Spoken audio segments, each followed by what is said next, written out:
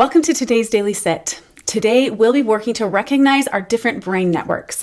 And there's 4 different networks I want you to leave this practice aware of today. Each one feels a little different, and I want you to know each one in the cells of your body and be able to name it. Then we're conscious of what brain network we're in. This is a really helpful practice to help you regulate your stress level and to deepen your ability to come back to a state of presence when you're in dysregulation. Remember, mindfulness is literally a brain muscle memory.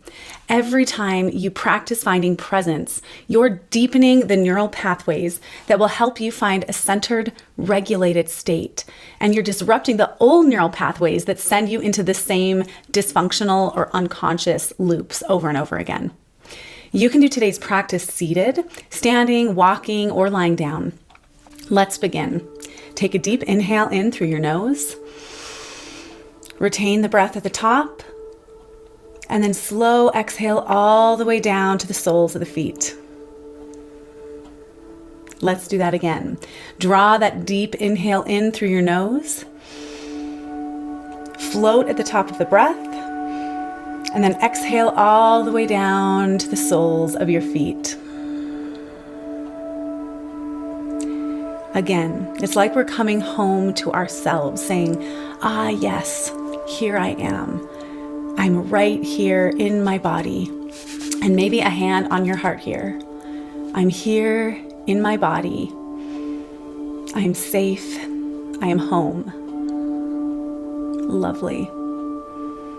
Now, you might already notice a shift in your state of consciousness. You might feel more connected to your body, more aware of the fact that you're here in a body.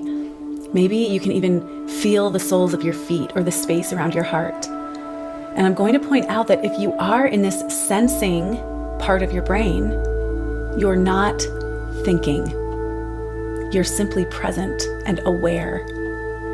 This is the present-centered network, and strengthening our connection to this part of the brain is a big part of why we meditate, why we practice. The more we can live here in the present-centered network, the more conscious and awake we are, the more healthy and aligned our choices will be, the more available we are for loving relationships with others. The present-centered network of the brain is the highest network of the brain, and it's where gamma waves are produced, where insight and creativity come from, and it's the part of the brain that is activated in REM sleep.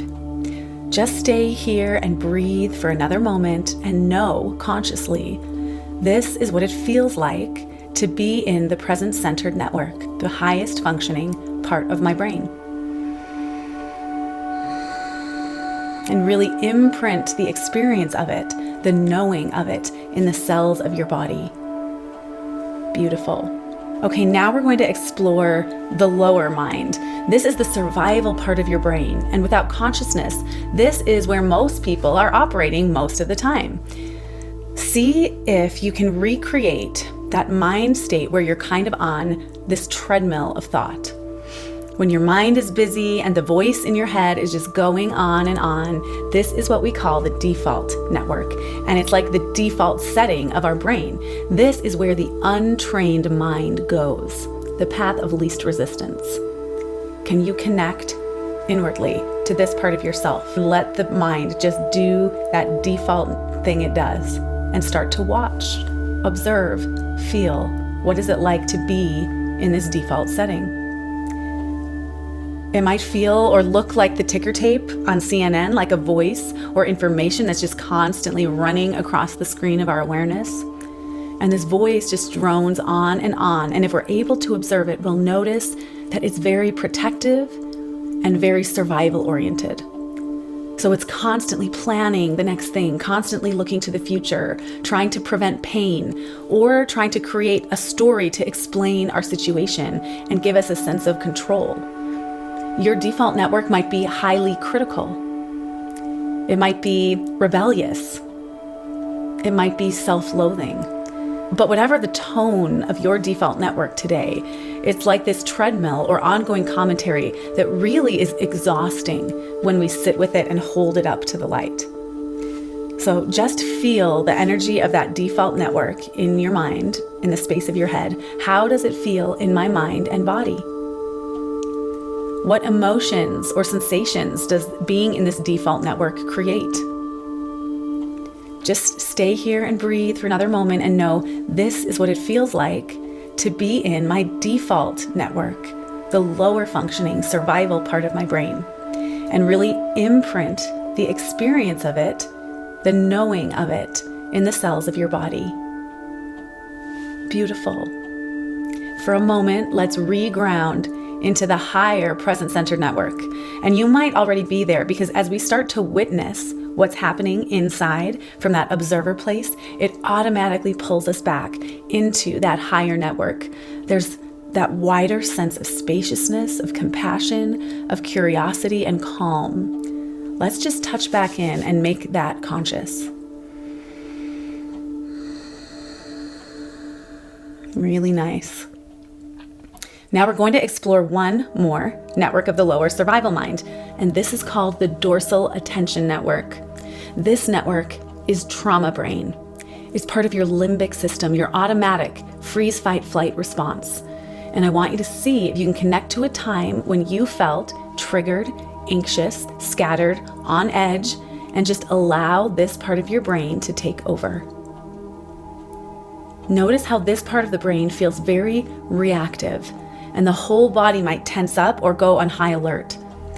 Your brain might skip around because when this part of the brain is active, you lose the ability for that linear, methodical kind of thought. And there's almost like a paranoia here. And that's because this part of the brain is really primal, and it evolved to keep us safe so that if like a lion emerged from the jungle, this part of the brain would take over and react. So we didn't have to think about what to do next. But that also means that this dorsal attention network really has a strong negativity bias. Like it would mistake a stick for a snake because it's really expecting danger and on alert to keep us safe. And it's also got a really strong confirmation bias, which means it's just looking for reasons, for evidence to validate its story, to validate its narrative. So this part of us, this dorsal attention network, while we can really appreciate its intent to protect us and keep us safe, it can also cause a lot of havoc and a big time feeling of stress and distress. And it's not the part of us we want to be driving in our lives. It's very primal and reactive and defensive, and it's going to keep us operating on that more primal and reactive level if we can't learn to be conscious of when it's activated and learn how to re-ground back into the higher level functioning part of our brain. So again, just feel the energy of that dorsal attention network in your mind, in your body. What emotion or sensation does it create when you're in that part of your brain? And some of us live in this part of our brain on some low level sense of threat or anxiety, like all the time. So it's so powerful to have language for it. This is my trauma brain or my survival brain. Stay here for another moment and just know this is what it feels like to be in my dorsal attention network, the lower functioning survival part of my brain, and really imprint the experience of it, the knowing of it in the cells of your body, with a lot of gratitude and compassion for how hard this system works to keep you safe. Wonderful. Now, last, I want you to take a deep breath and just pause to see if you can shift back into that present-centered network one more time. And again, you might already be there as we're witnessing your inner world. And I want to give you one more element of your brain, one last network, and that's your control network. The moment you pause, the moment you notice that you're lost in your lower brain is the moment of waking up.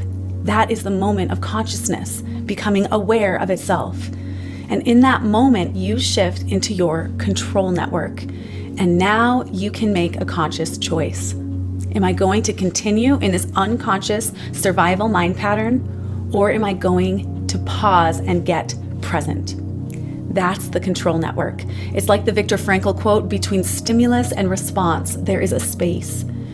In that space is our power to choose our response.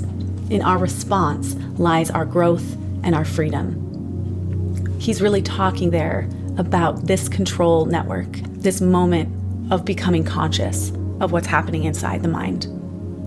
So one more deep breath here, inhaling through your nose, exhaling all the way down to your toes. And congratulations, you just explored the 4 networks of your brain today. Your lower brain, the default network and the dorsal attention network, and your higher brain, the control network and the present-centered network.